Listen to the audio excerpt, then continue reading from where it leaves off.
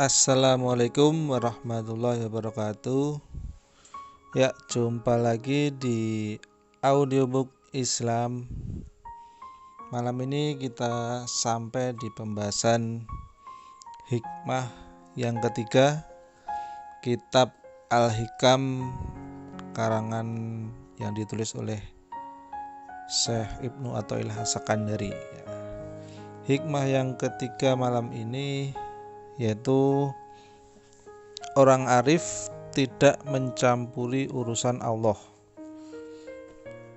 Nah, Syekh Ibnu Athaillah berkata, tekad yang kuat tak akan mampu menembus dinding takdir.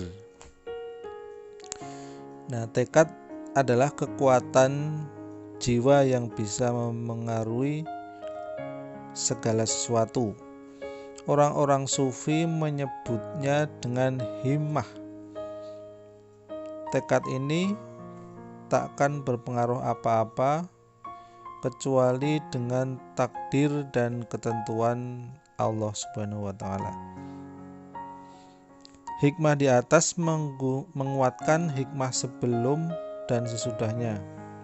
Seakan Ibnu Athaillah ingin menyatakan bahwa keinginanmu tidak akan ada gunanya bila berbeda dengan keinginan Tuhanmu.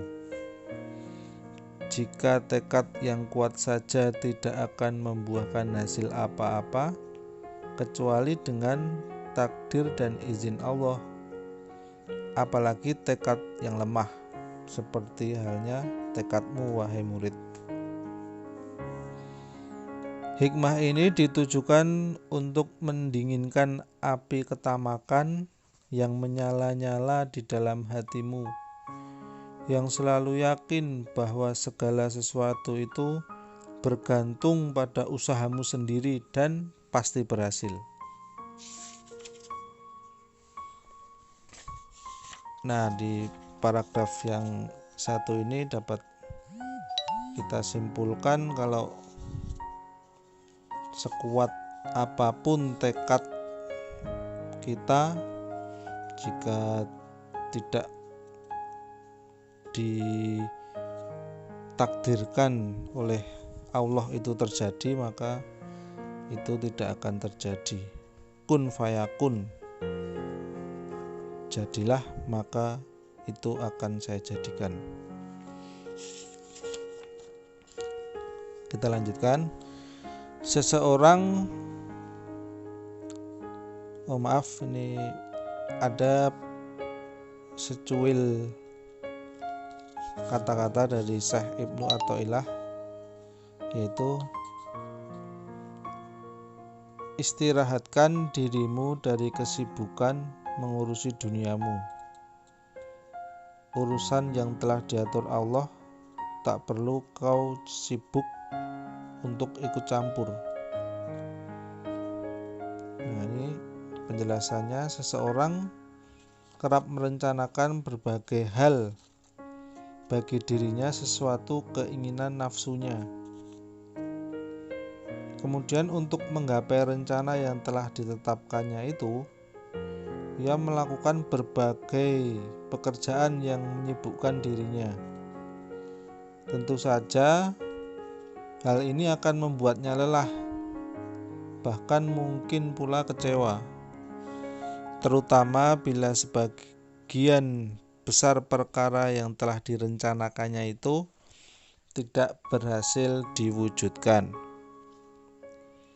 Dengan menggunakan lafal istirahat, Ibnu Athaillah ingin menjelaskan kepada para murid bahwa mereka dituntut untuk meninggalkan segala perkara yang menyebabkan keletihan dan penderitaan, kecuali jika perencanaan atau pengaturan tersebut ditujukan untuk sekedar memenuhi tuntutan hidup dan tak sampai memberatkan. Tentu saja hal ini tidak akan merugikan diri. Bahkan pepatah mengatakan, perencanaan adalah setengah dari kehidupan. Urusan-urusan yang telah diatur Allah hendaknya dijauhi oleh seorang murid.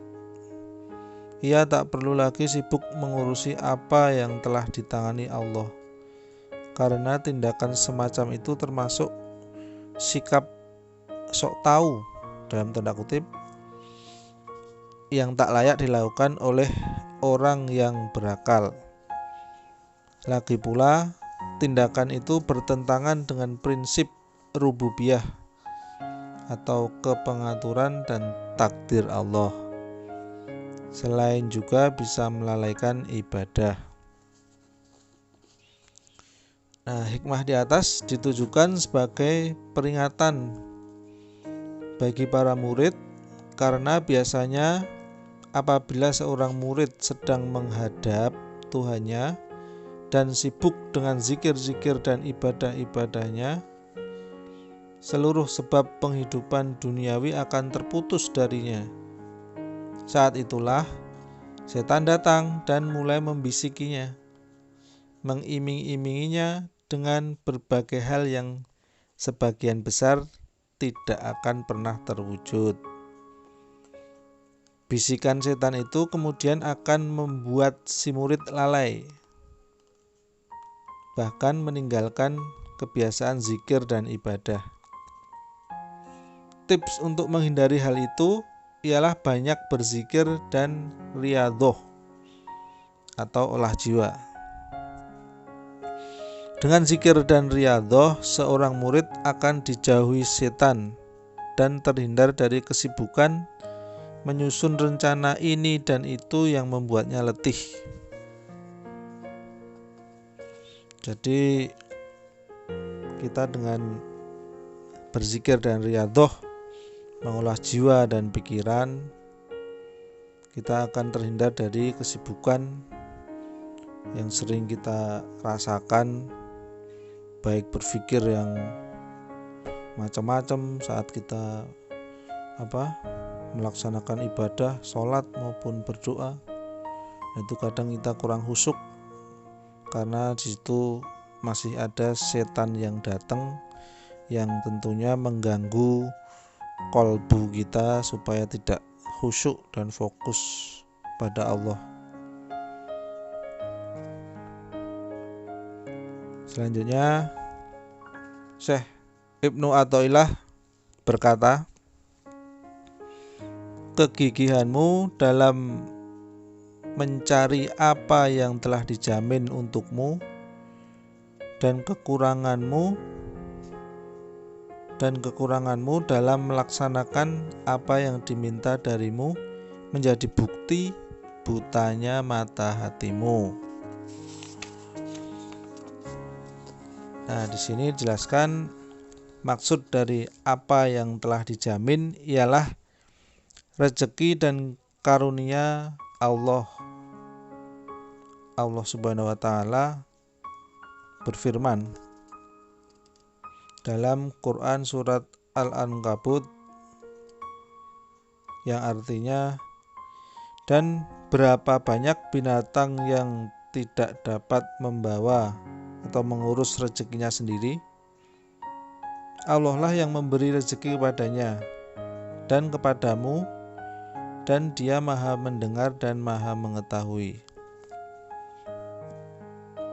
Sementara itu, maksud dari kekuranganmu dalam melaksanakan apa yang diminta darimu ialah kekurangan dalam melaksanakan amalan-amalan yang bisa membimbingmu menempuh jalan menuju Tuhanmu.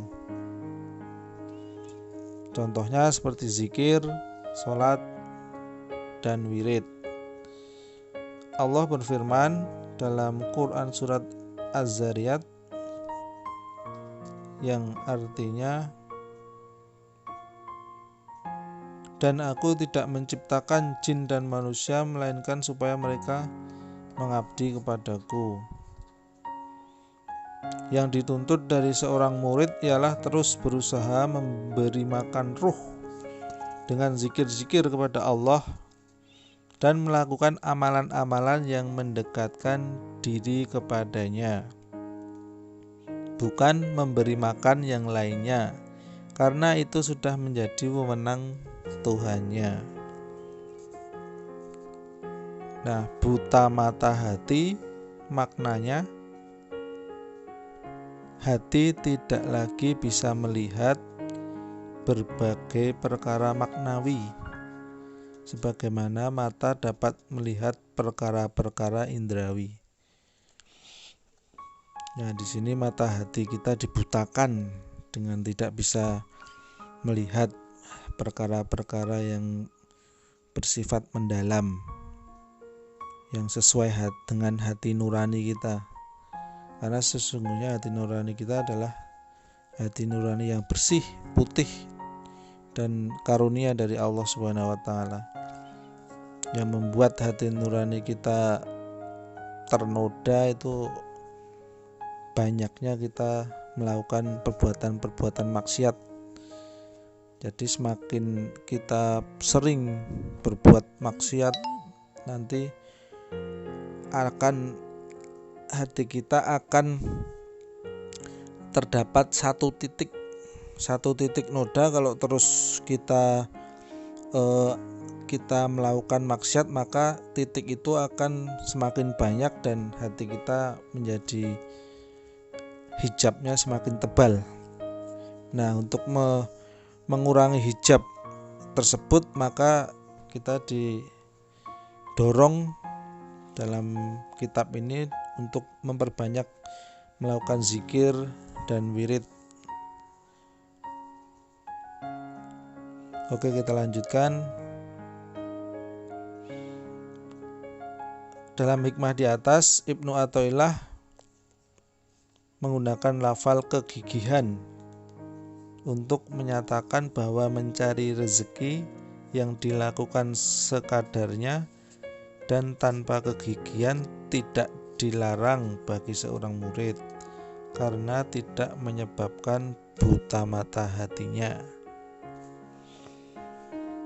Ya, sekian, ini hikmah ketiga dari kitab Al-Hikam sudah kita bacakan. Yaitu orang arif tidak akan mencampuri urusan Allah.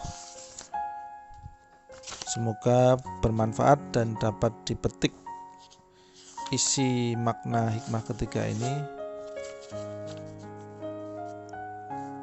Nanti dilanjut hikmah keempat di lain kesempatan.